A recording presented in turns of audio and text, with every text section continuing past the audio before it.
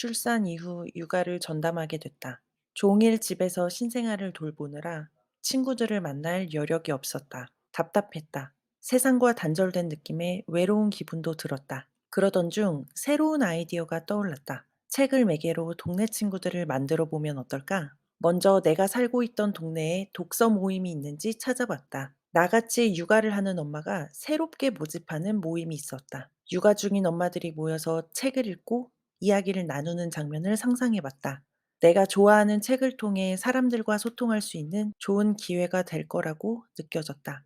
기대를 갖고 지원했다. 그런데 아쉽게도 이 모임은 많은 사람들의 관심을 받진 못했다. 지원자는 나 단 한 명뿐이었다. 독서 모임에 둘만 있어도 상관없다고 생각했다. 둘이서도 충분히 좋은 대화를 나누고 값진 시간을 보낼 수 있다고 생각했다. 다만 잘 모르는 사람과 단둘이 있어야 한다는 부분이 부담스럽긴 했다. 하지만 무엇이든 내 입맛에만 맞출 순 없다. 100점짜리를 기다리기보다는 용기를 내어 참여하기로 했다. 약속 장소로 정해진 카페에 내가 먼저 도착했다. 모임을 만든 분은 누구일지 궁금한 마음으로 기다렸다. 그분이 도착했다. 상냥하고 따뜻한 첫인상이었다. 대화도 생각보다 잘 흘러갔다. 같은 동네에 살고 육아 중이라는 공통점이 있기 때문이었다. 첫 만남이니 가볍게 커피만 마시려고 만난 건데 어쩌다 보니 식사까지 함께하게 됐다. 그런데 식사가 끝난 후에 상대는 또 커피를 마시자고 했다. 이미 많은 시간을 함께했던 터라 조금 부담이 느껴지는 제안이었다. 좋은 분위기로 대화하고 있었기에 갑자기 거절하기가 난감했다. 원래 내가 거절을 잘 못하는 성격이기도 하다. 그렇게 얼떨결에 두 번째 카페로 자리를 옮겼다.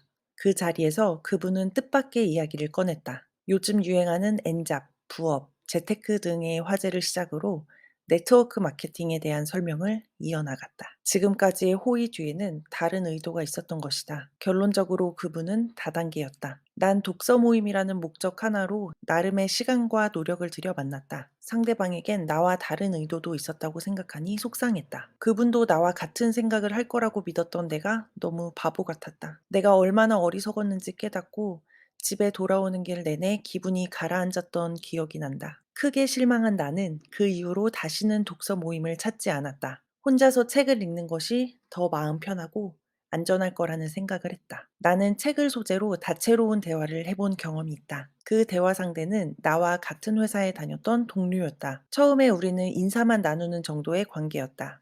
그 동료는 나와 우연히 같이 점심을 먹게 된 자리에서 내게 한 권의 책을 가볍게 추천했다. 난 추천받은 책을 읽어봤고 그 책이 기대 이상으로 마음에 들었다. 그래서 그 동료에게 덕분에 잘 읽었다며 인사를 했다. 자연스레 그 책을 읽고 난 후에 느낀 점도 나누긴 했다. 우리는 그 이후로 책에 대한 이야기를 종종 나눴다. 요즘 읽는 책을 서로에게 소개하고 때로는 자신의 책을 빌려주기도 했다. 그 책을 소재로 또 여러 말을 이어나갔다. 책 이야기를 하다 보니 자연스레 개인적인 사정을 알게 되는 경우도 있었다. 우리는 심리적인 거리가 많이 가까워졌다. 책을 소재로 누군가와 의미 있는 대화를 나눈 경험은 처음이었다. 책은 원래 혼자 읽는 거라고 생각했기 때문이다. 책 이야기는 생각보다 고루하지 않고 흥미로웠다. 유쾌한 분위기 속에서 농담도 하고 심지어 웃음이 터져서 서로 깔깔대며 웃을 때도 있었다. 우리가 일상에서 나누는 평범한 대화와 같았다.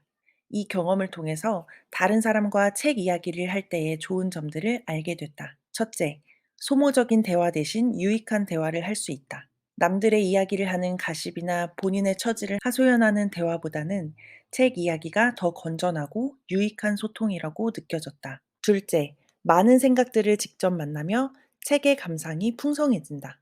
똑같은 책을 두고도 보는 관점과 해석이 서로 이렇게나 다를 수 있는지 깨닫는다. 이렇게 서로 다른 생각을 나누는 시간이 정말 재미있고 유익하다. 셋째, 혼자 책을 읽을 때보다 다양한 책들을 접할 수 있게 된다. 몰랐던 책들도 알게 되고 새로운 책을 추천받기도 하면서 여러 분야를 폭넓게 접할 수 있다.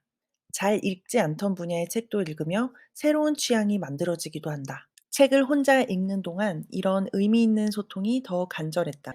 예전에 느꼈던 풍성한 대화를 느끼고 싶은 마음은 여전히 남아 있었다. 우리 아이도 4살이 되어 예전보다는 여유가 생겼다. 그래서 다시 한번 독서 모임을 찾아보았다. 그런데 모임마다 조금씩 마음에 걸리는 부분이 있었다. 모임 시간이 안 맞거나 모임 장소가 너무 멀거나 모임 연령에 제한이 있어서 못 들어가기도 했다.